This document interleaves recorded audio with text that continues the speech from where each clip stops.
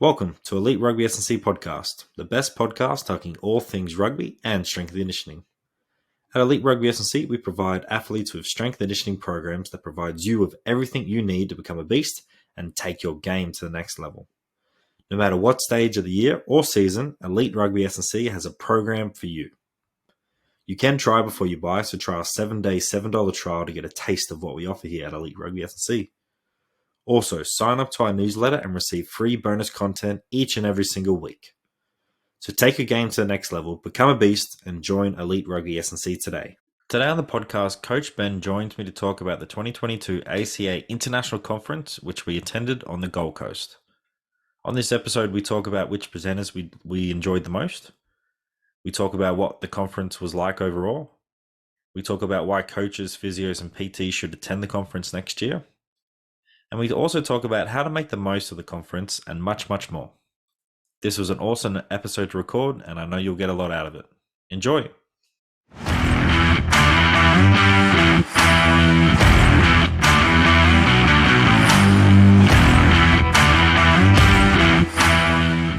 So g'day, Ben. How are you? Yeah, really well. Thank you, Kieran. It's a nice day here. No, actually, it's raining, but so it's perfect for podcasting. 100%. It's. I'm just hoping we don't get any power outages, during this episode, because I did hear some big, loud thunder, and who knows what happens with that. Well, as far as I'm concerned, I just had a little coffee, so you won't get any lack of power from me. So it might be the technology. Yeah, that's funny. So today we're going to talk about the ASCA conference that we both attended just over a week ago. So. What did you think of the overall conference in general? Well, first of all, after the last few years of not having conferences and doing everything in the virtual world, you can sense a sense of buzz and excitement for people that haven't been around each other for a long time.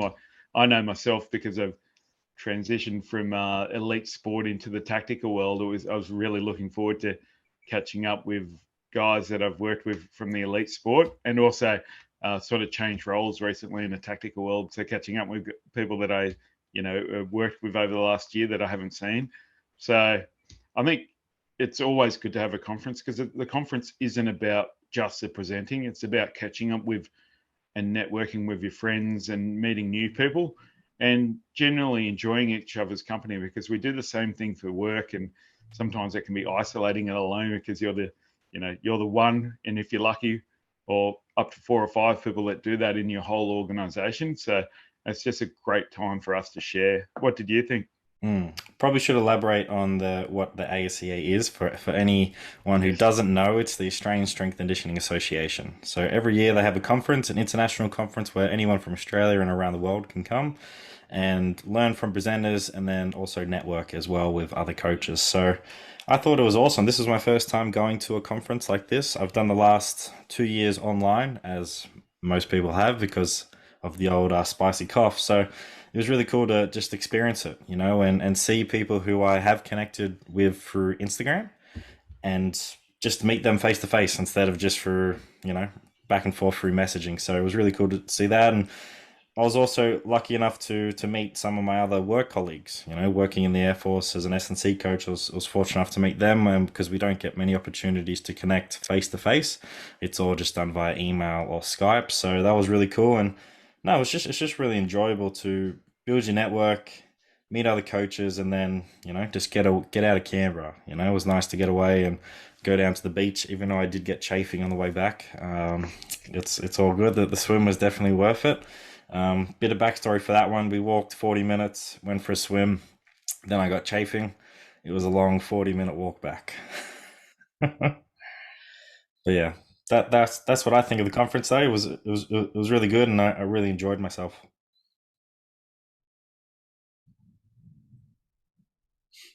So which presenters did you like listening to the most, and what did you get out of those presenters? Yeah, I liked listening to the most. That's an unusual one. The other ones I really like listening to the most. I'm not sure that I'll get anything practical from it, but it was just an enjoyable thing to listen to. So although it's quite funny, Martin Puchet was really funny on the last one on the Saturday afternoon, and talking about him being a very analytical person. If he ran into a problem, he'd try and prove that he was right, and then go and do a whole lot of research with his network around the world. So he saw problems as a way to create research, and he'll be happy to share that he became very arrogant from that way, and his sort of next little journeys about rediscovering confidence without arrogance. So that was quite a funny chat. I really enjoyed that. I think at the end, being entertained from a story of trying to learn to be more humble when you've got success, or your perception of success, was really interesting. As far as it was different for me because I was trying to probably move away from just a purely sport to a bit more tactical, but also because I still coaching in the sports world, keep that balance going on. So I kind of liked seeing some work where it was around rehab of calf strains and Achilles. So I thought that was really good. I'm just looking to elaborate on that a little bit more. So from David Watts, and it was about someone rupturing an Achilles, an 800-meter runner, and then having tendonitis in the other leg, and just a journey back from that. And I thought it was a very well balanced presenter, very giving of his time and experience and what he was doing. So I thought that was exceptional, the work that he did and the way that he involved us in everything that he did in his thought process. And look, at all the others I got a lot from as well. I always take a lot of notes, and it's always interesting. And sometimes it's not going to ones that directly influence what you do. I think it's learning from every experience of all the other coaches. But what I probably got out of it is, I think 70% of the time, maybe even 80% of the time, most of us fight the same battles, or we have the same problems. And by going to watch most presenters, you learn a similar way to see how you've done it, or maybe potentially a different tactic. What did you get out of the conference, mate? Who did you enjoy, and what did you come away with? Yeah, I thought it was cool just to see Craig Bellamy, even though he didn't sort of talk what we thought he was going to talk about. I thought it was just a cool story of him growing up in a small country town and just sort of taking charge of his own strength conditioning program. And I thought that was really cool because he seeked out the sources, was learning, was pushing himself and testing all the theories and stuff on himself. And I thought that was really cool. And I think that's how he got to the professional level, because he said he wasn't the biggest or fastest, anything like that, but he would just outwork you. He would just keep running and running and running. And he was fortunate enough to play for the Raiders. And then I think having that understanding as a coach of how S&C can complement the game and enhance the game makes it a lot easier for S&C coaches to implement what they want to implement, and really help performance and reduce injury and all that stuff. So I thought that was just really cool to have someone different, like you said, and I definitely got more out of it, and I definitely got a lot more respect for the man, just because he understands what we're trying to do. So I thought that was really cool.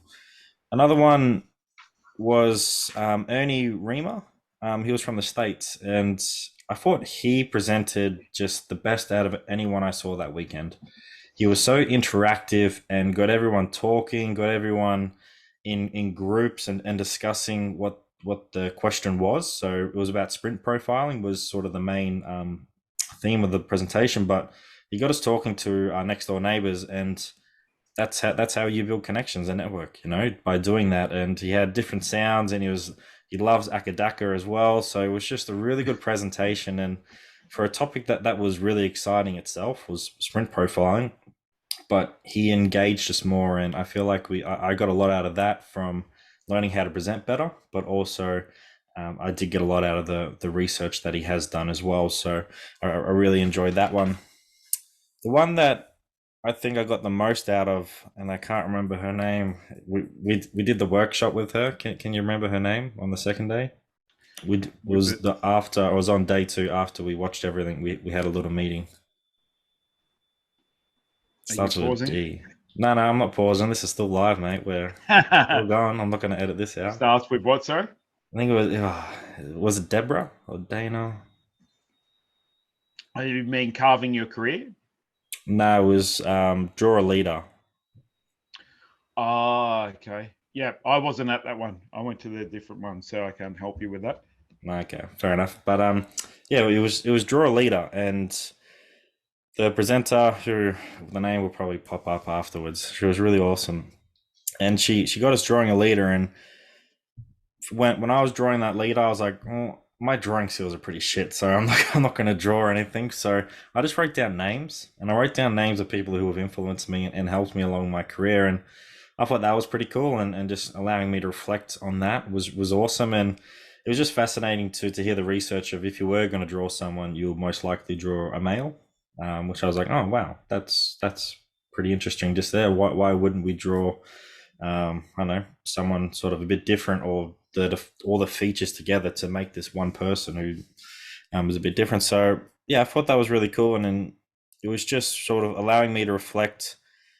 As a coach, you are a leader, and I think we forget that at times, that because we are leading a program, we're leading people to be better and push themselves. So I think you got to remember that you are a leader, and you need to work on your leadership skills, on those communication aspects, and just everything like that. So I thought that really stood out, and I think It's Darlene Harrison. Darlene, there we go. That's the one. Darlene, she was awesome, and all the research she does was really, really cool. So I think that's gotten me to continually think more as a leader, and make sure that I'm being a leader as well as a coach. Yeah, brilliant.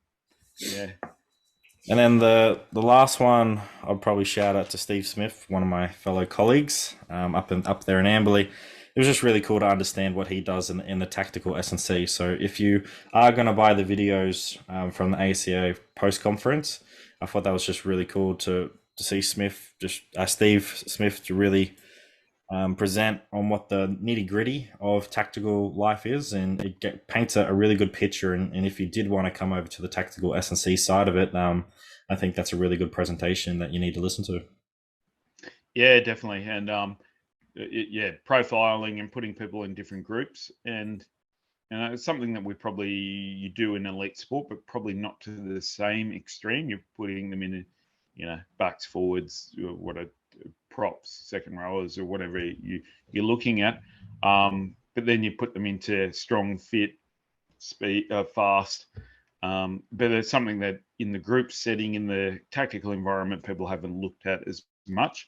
And that's probably coming down to a single resource of one instructor, but not originally doing any baseline testing. He talks about the baseline testing that helps make that decision process of which group, which people go in, and why. 100%. So for coaches and physios, PTs, and EPs who didn't attend the conference, how do you convince them to attend next year? Oh, I think it's all the free T-shirts you get.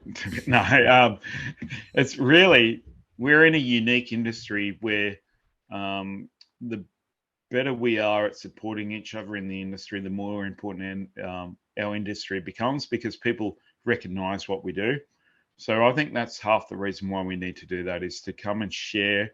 And that way we can actually share with other people outside of our industry what we do.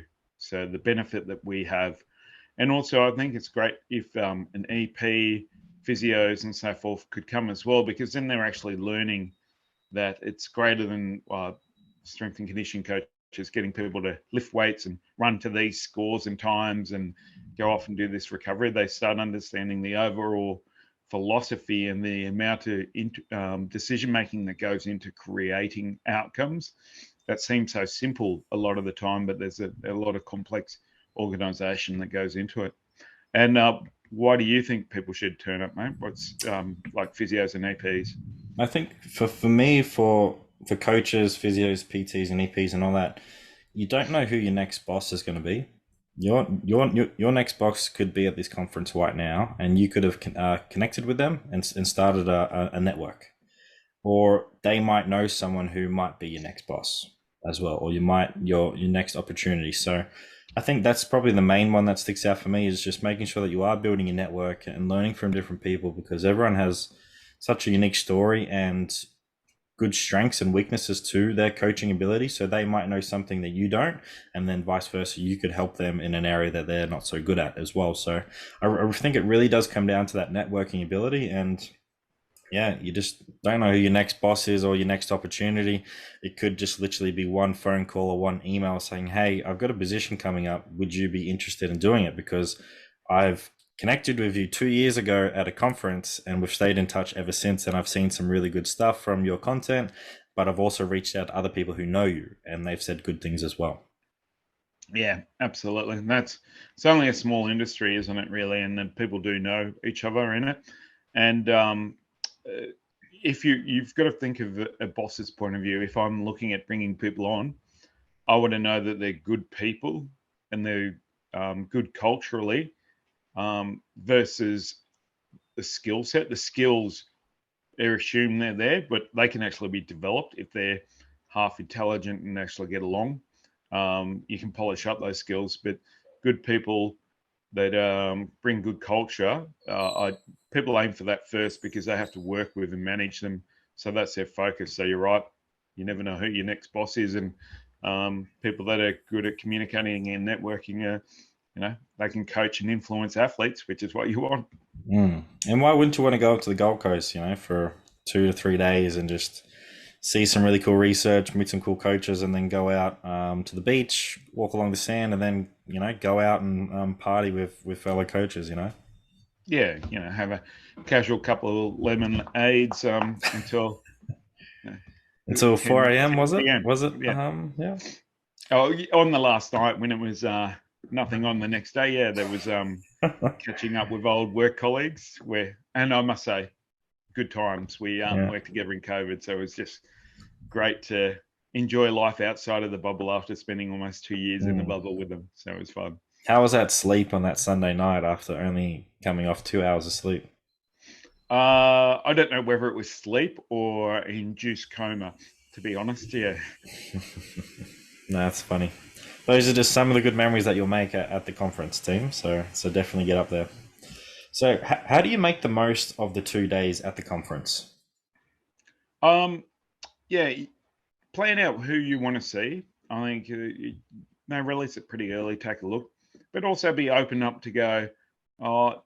Chat to some people about different topics, and you might actually change your course.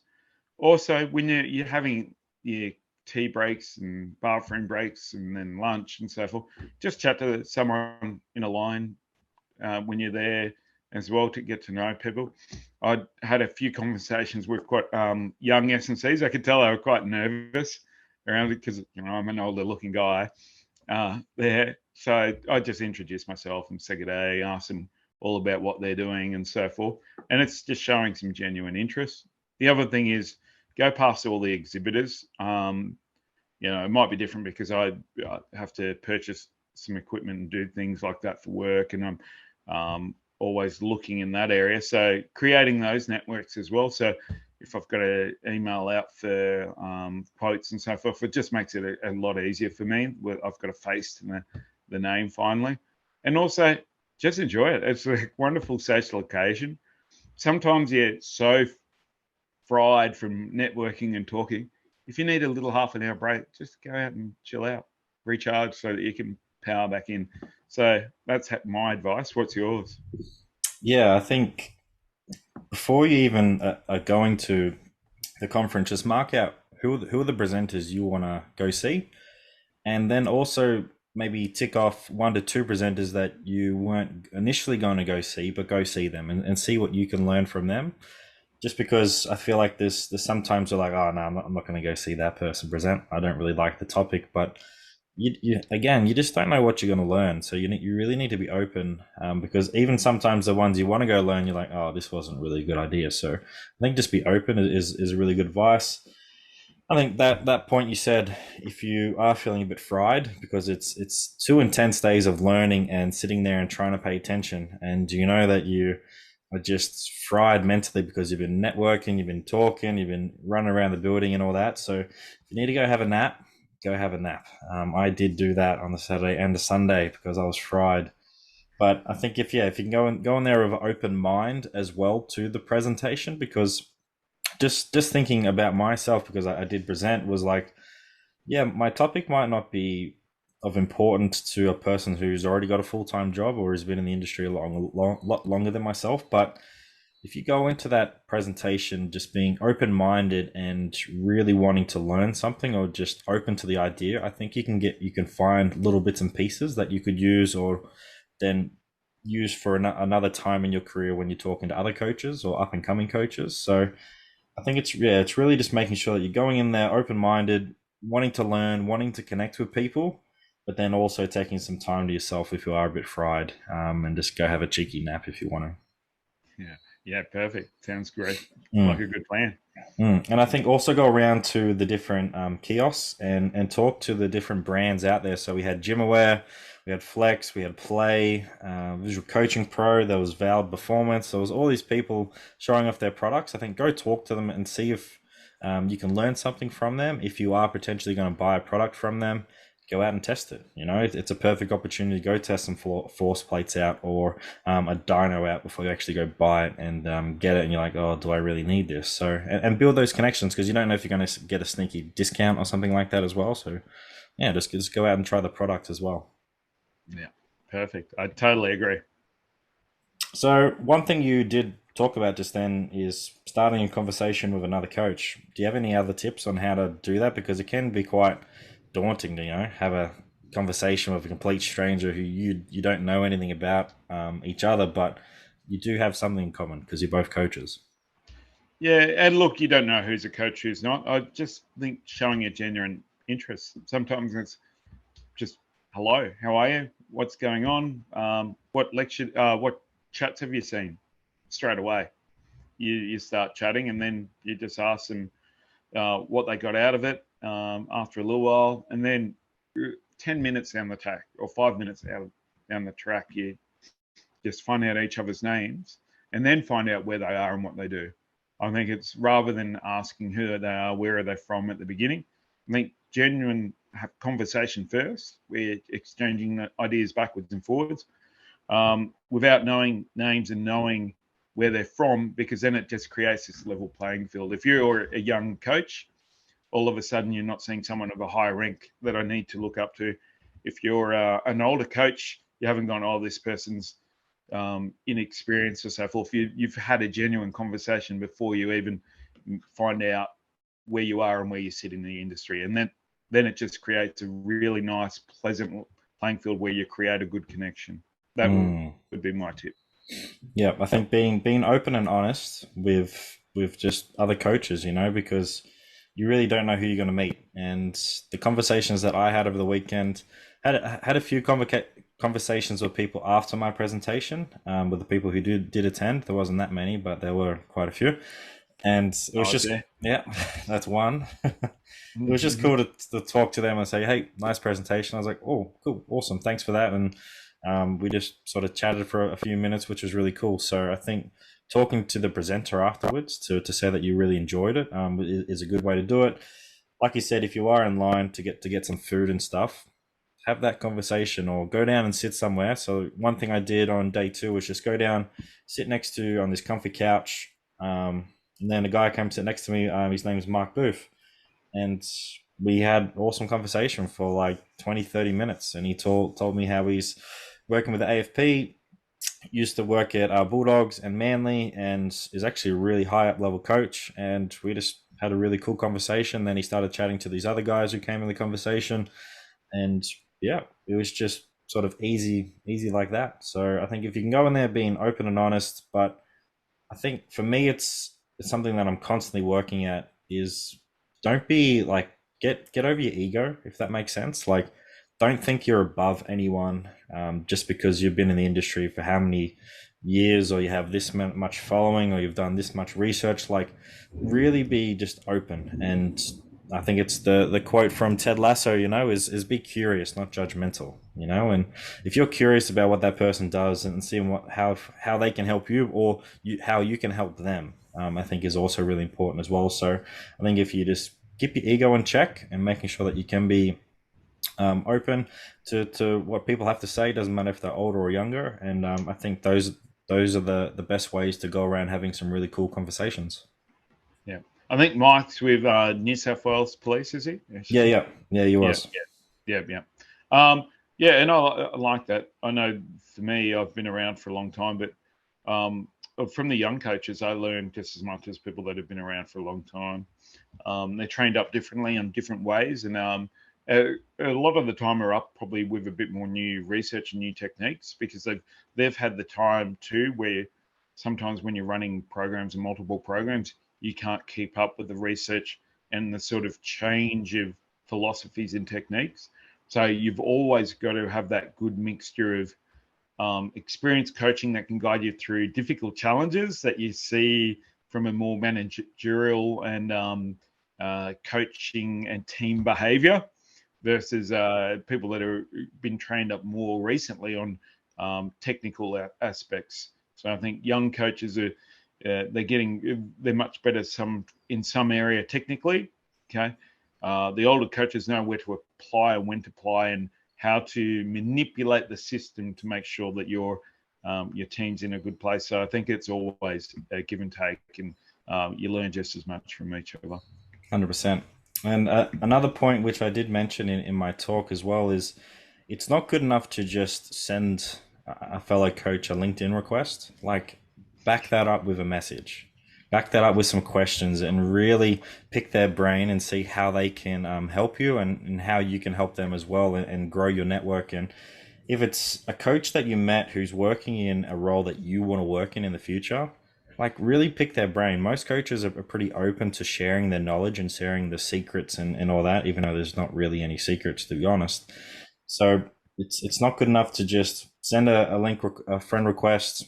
Actually follow that up, and have conversations with them. See if they can be your mentor, or you can just, I don't know, just bounce ideas off each other.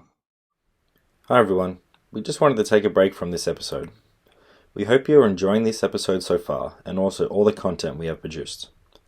We appreciate all the support from our listeners and followers so far. If you haven't already, sign up to Elite Rugby SandC newsletter today. We provide you free, exclusive content each and every single week to our subscribers. Link in the bio. Remember to like, subscribe, and share Elite Rugby SandC on social media to all your friends and families. So thanks again for your support, and now back to the episode. Yeah, I might give some context there on exactly what you're talking about. I remember back in 2013, I went to the ASCA conference down in Melbourne. A guy called Matt Barr was presenting, and he just finished his PhD, and he's working with Canadian rugby. I still stay in contact with him now. Every now and again, we'll ring each other once a year or something like that when we've got a bit of a problem or discuss some ideas. He's now head strength and power coach with the New Zealand in the rugby NRL. So he's just moved over from Canada.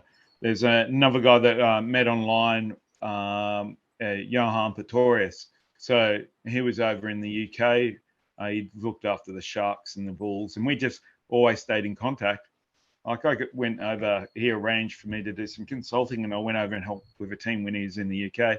Spent some time there and back, and we're always sharing.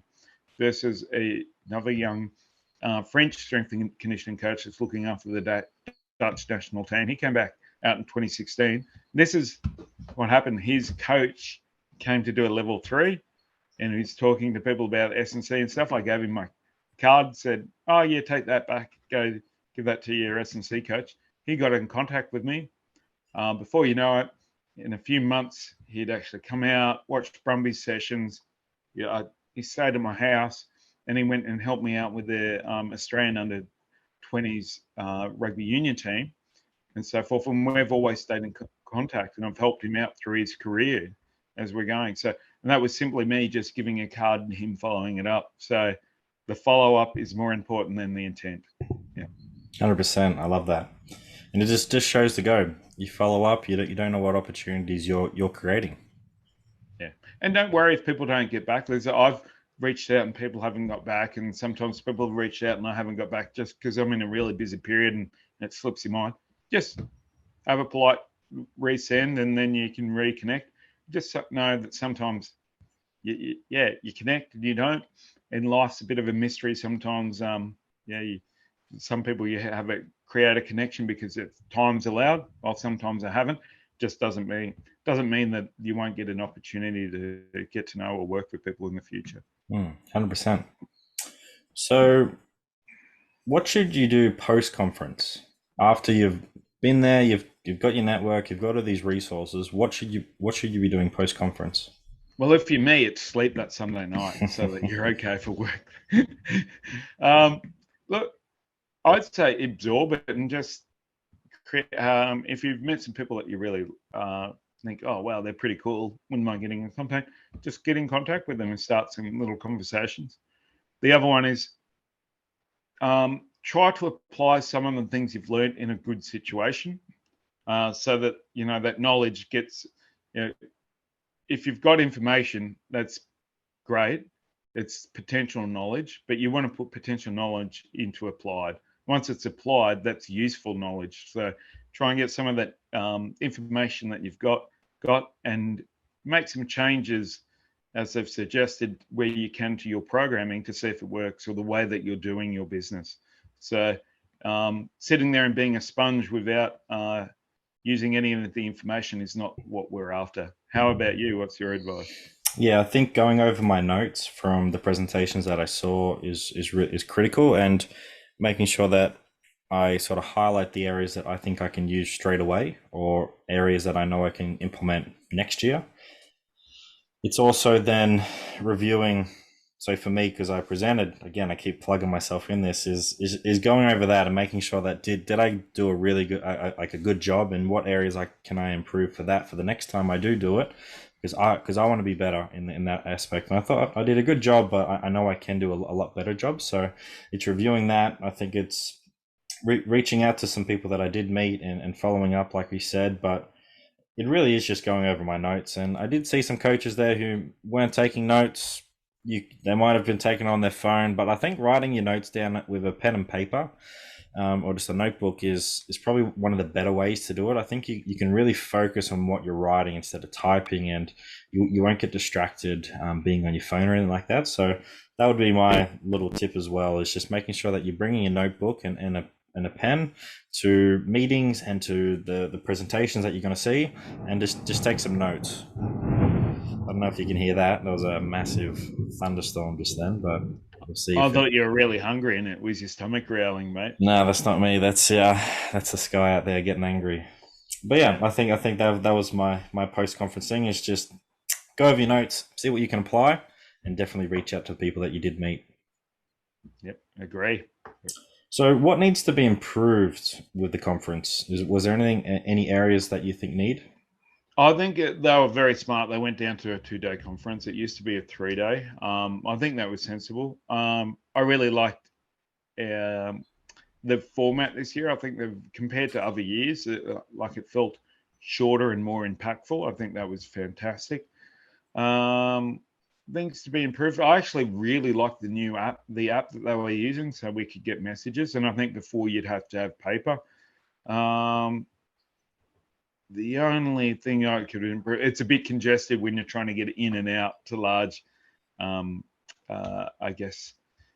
lectures. So if they could have a bit more of an open space so that you can flow in and out quicker, that would be the main thing. But from my experience of all the different ones that I've gone to, no, this was the one that I probably enjoyed the most, to be honest. How about you?